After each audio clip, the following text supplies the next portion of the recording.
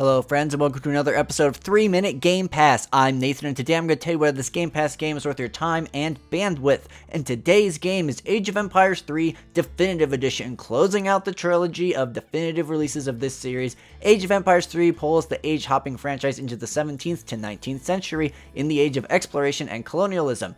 Does it mix up the formula enough or too much? Let's find out. Age of Empires 3 Definitive Edition is another PC-only release that includes the original expansions. It does run well in ultra-wide, has fairly lowish system requirements, and you'll be playing this game for a long time should you enjoy it. So what is Age of Empires 3 Definitive Edition? Well, it pushes the series into a more modern-ish age where empires expand across the globe, exploring unfamiliar areas of the world and attempting to exploit the land or defend the land from exploitation.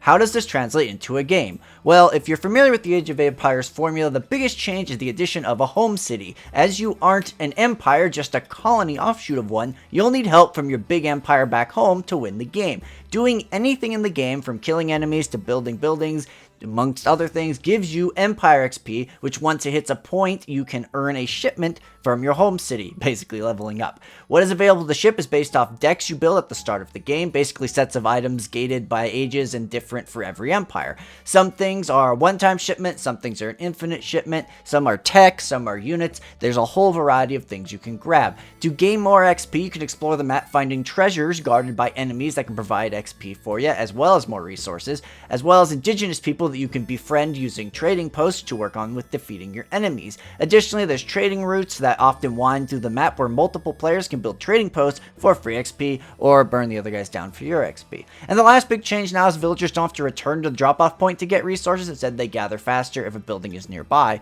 but immediately gather it, which is nice. So ultimately, you're going to be advancing through the ages, getting new tech, building armies, exploring the world, getting shipments from your friends back home, and using that to crush your opponents. So what I like about this game? Well, the new explorer goals, exploring earlier in the game, spices up the game a lot at the beginning, which usually was pretty slow, and having points across the map to capture encourages territory control and conflict similar to a game like Dawn of War, which makes things much more exciting and engaging throughout the entire game.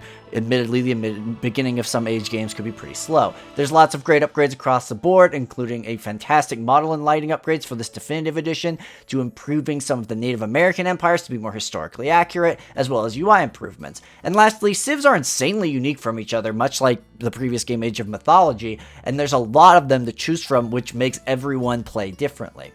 In terms of the bad, the home city, while a good concept, does take away from the tight focus the previous two games had on building resource and fighting. It's a whole different beast, and some people might not enjoy that. It also doesn't have nearly as much new content as, say, Age 2's Definitive Edition, which is too bad. And lastly, this is a much more complicated to jump in versus the Age 1 or Age 2 games. This is probably because of the uniqueness of the empires and the home city cards mechanic. It's maybe the least newcomer-friendly Age game.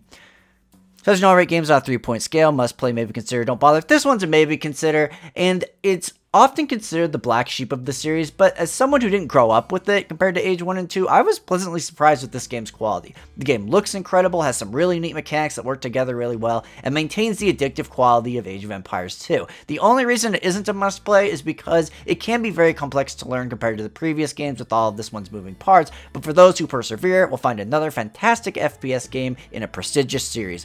Onward to Age of Empires 4. And that's all I have for you today. Thank you so much for watching, and go out there and enjoy Age of Empires 3.